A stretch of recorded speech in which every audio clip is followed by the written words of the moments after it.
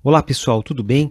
Hoje a gente vai terminar a nossa série Civilização Digital com o tema de Cidades 2.0.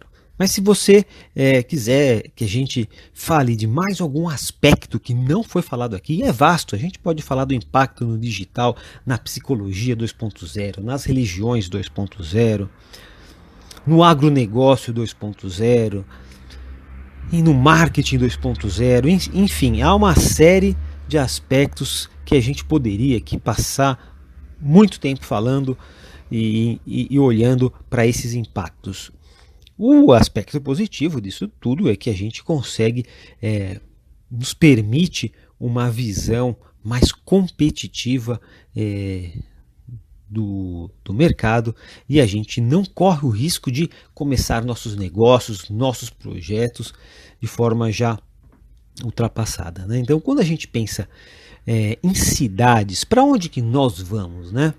Então, a grande marca desse novo século aqui que a gente está vivendo, estamos em 2020, já se passaram 20 anos desde que o século começou, é a descentralização progressiva e obrigatória, hein, pessoal?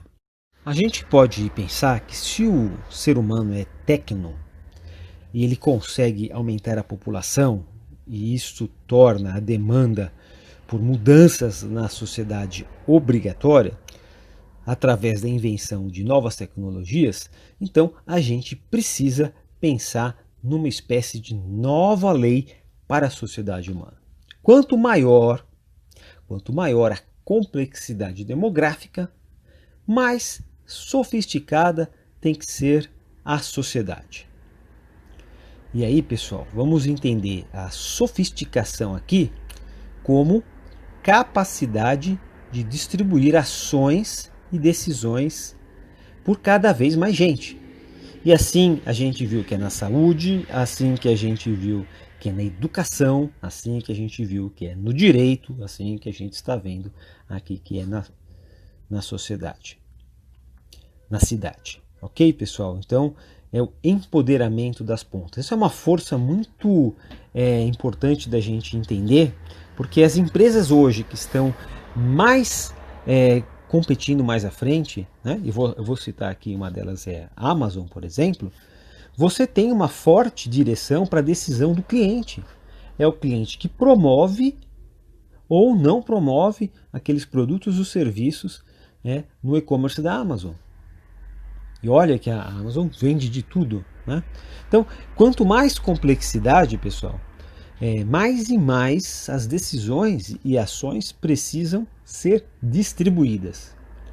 É preciso reintermediar o poder, certo?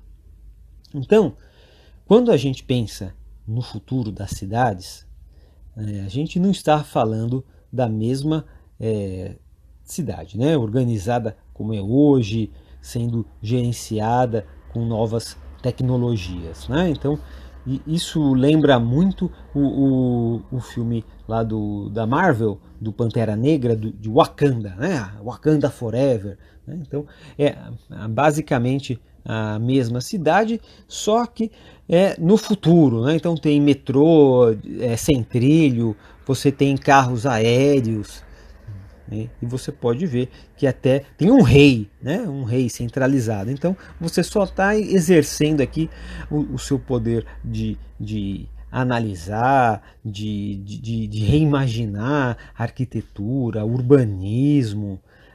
Então não é por esse caminho que nós vamos, né? E apesar de a tendência é que a gente tenha no sentido das Wakandas, né? O que nós precisamos pensar, pessoal, é nas novas formas de administração, que são viáveis pelas novas tecnologias. É uma nova tecnologia mais distribuída. E é essa a grande diferença aqui nos inquéritos, né? Para a gente falar desse nova linha de pensar, né? Quando a gente pode viver algo similar ao que aconteceu, por exemplo, na passagem da monarquia para a república, né? Que foi motivada, gente, pela massificação da escrita, mas de forma muito mais disruptiva, como dois modelos incompatíveis entre si. Né? E estamos falando aqui dessa massificação que se deu pela escrita impressa. Né? Então, para a gente falar que nós não vamos no caminho de Wakanda, é preciso olhar para a nossa história, para a nossa macro história, entender o que já aconteceu e daí você projetar o futuro a partir do que você já viu na macro história. Né?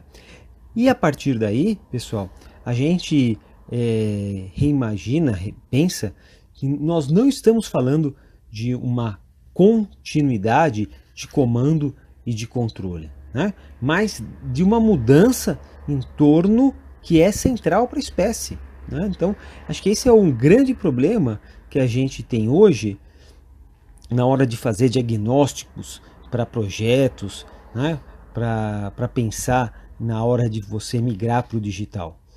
E nesse momento a gente tem que perceber estágios da descentralização progressiva e obrigatória. Né? Então, como a gente pode imaginar isso? Então, vamos para a digitalização. Então, podemos pensar em novos canais de mídia digital. Isso vai permitir uma supressão de intermediários operacionais, principalmente os de baixo valor. Então, a gente pode imaginar instituições e organizações, já que estamos falando na cidade, né, que não agregam para o cidadão, que não passam além de mais de burocracia. Né? E depois nós podemos pensar em uberização, sim, como novas linguagens midiáticas digitais que permitem, por exemplo, a supressão de intermediários mais gerenciais. Né? Ou seja, a digitalização vai ter como grande novidade, pessoal, a possibilidade da gente operar superando barreiras de tempo e lugar, ok? Sem os antigos intermediadores locais. E a uberização, ele vai superar os limites de qualidade de produtos e serviços na quantidade, com uma nova forma de comando e de controle. Então, isso óbvio que terá implicações políticas, sim, né? Mais e mais cidades serão vistas como micro países. Você já começa a aparecer, né, cidades que são administradas por empresas. Né? Existe até um projeto do governo federal de terceirizar a administração de algumas prefeituras. E aí é possível termos mais autonomia em relação aos estados e estes em relação ao país. Né? Hoje, se a gente for pensar sobre o futuro das cidades, ainda está muito ligado às tecnologias, né? Mas não à mudança tecnocultural disruptiva.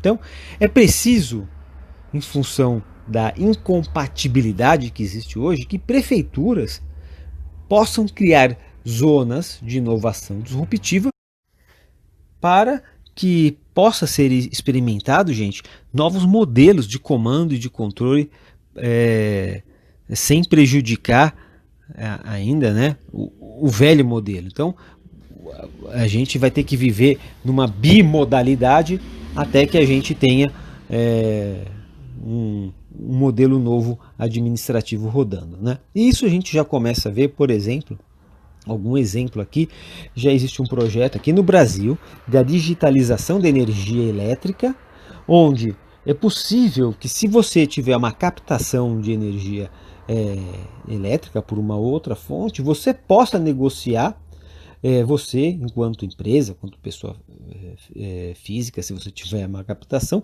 negociar e vender a sua energia elétrica, e aí outras pessoas vão poder também vender, e você vai fazer um leilão de qual é o fornecedor de energia elétrica mais em conta, mais interessante para você, mais confiável e que seja mais estável. Então, pessoal, isso aqui não é o futuro. Isso daí que nós estamos discutindo o hoje, né?